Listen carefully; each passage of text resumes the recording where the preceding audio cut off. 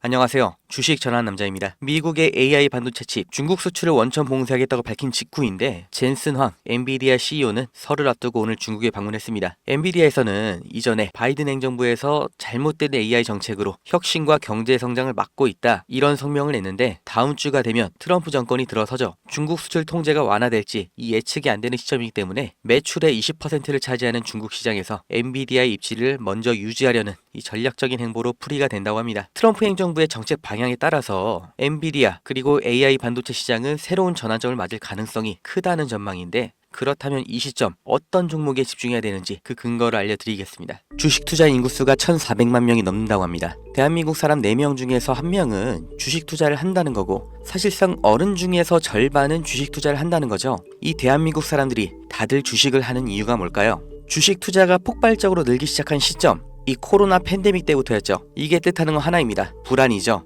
일자리에 대한 불안, 미래 소득에 대한 불안, 스스로 대비하지 않으면 안 된다는 이 조급함, 그리고 아무리 열심히 일해도 10년, 20년을 일해도 우리는 집 한 채 사지 못한다. 이런 박탈감 때문에 원금 손실이라는 리스크를 감안하고서 주식시장에 아무것도 모른 채 맨손으로 뛰어든 겁니다. 다들 노력은 했다고 생각하죠.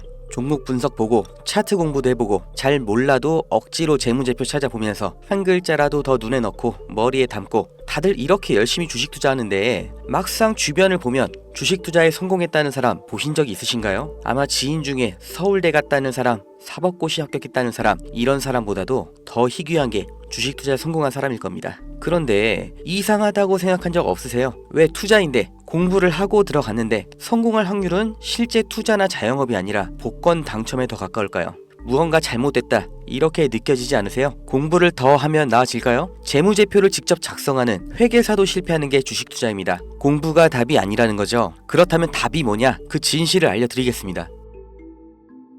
구독자님들, 노력을 안 해서 공부가 부족해서 내가 욕심을 크게 부려서 그래서 주식 투자에 실패한 게 아니에요.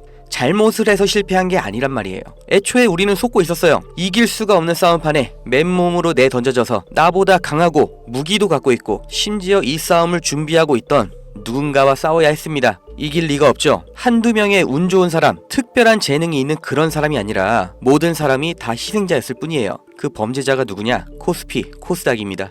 우리가 아무리 공부하고 좋은 기업을 발굴하고 분석해도 장기 투자를 해도 의미가 없습니다. 이 물적 분할, 기업의 유망한 부분을 찢어서 새 회사로 다시 상장하는 거예요. 아주 대표적인 게 2020년 LG화학에서 배터리 사업부를 분할해서 LG에너지솔루션 설립한 거였죠. 이 배터리, 전기차 시장의 최대 수혜 테마죠. 이 시기 가장 큰 주목을 받고 있었는데 이걸 믿고 LG화학에 투자했던 주주들, 배터리 사업부가 찢겨져 나갔을 때 어떤 보상을 받았나요? 똑같은 사례 대기업만 해도 줄줄이 있죠. 바로 다음 해 SK이노베이션에서 배터리 사업부 똑같이 물적 분할하면서 SK온 설립했죠.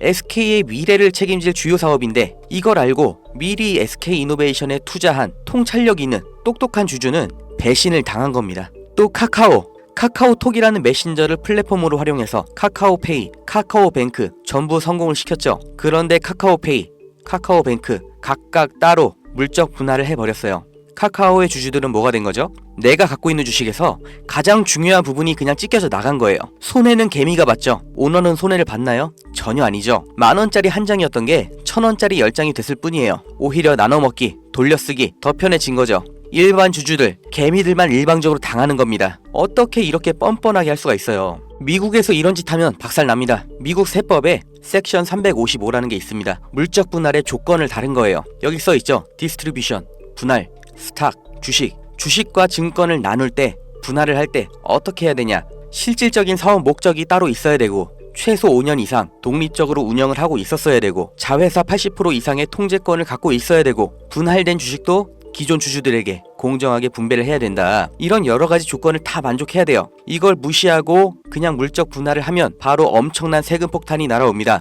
사실상 벌금을 내라는 거예요. 그러니까 미국의 기업들은 물적 분할할 때 아주 철저하게 기준에 맞춰서 하죠. 미국의 대표적인 기업 이 GE도 이렇게 테마별로 구분 지어서 분할하니까 시장에서도 전략적 유연성, 자원 배분의 효율화 이렇게 인식을 해서 주가도 같이 오르는 거예요. 이렇게 모든 주주들에게 이익이 되는 물적 분할을 하라는 겁니다. 회사의 미래 가치를 믿고 투자한 사람들을 배신하지 말라고 이렇게 하는 거예요. 이뿐만이 아니죠. 금투세, 이 말도 안 되는 세금 폐지하나 싶었는데 말장난이었고 그냥 유예였죠. 이 금투세의 최대 피해자 누구예요? 중산층, 개미입니다. 세금 부담 때문에 안정적인 장기 투자를 못하고 리스크 있는 단기 투자, 고위험 투자로 내몰리는 거예요. 심리적 압박 더 받겠죠. 일관된 투자 어렵죠. 그 돈 누가 가져갈까요? 하루 종일 차트 보면서 대응하는 트레이더, 기관, 얘네들한테 다 갖다 바치라고 하는 겁니다. 또 있죠. 분식회계는 어때요? 개미들이 아무리 기업 분석하고 재무제표 찾아보고 PER, ROE 따지면 뭐해요? 이게 진실인지 아닌지 아무도 보장을 못 해주죠.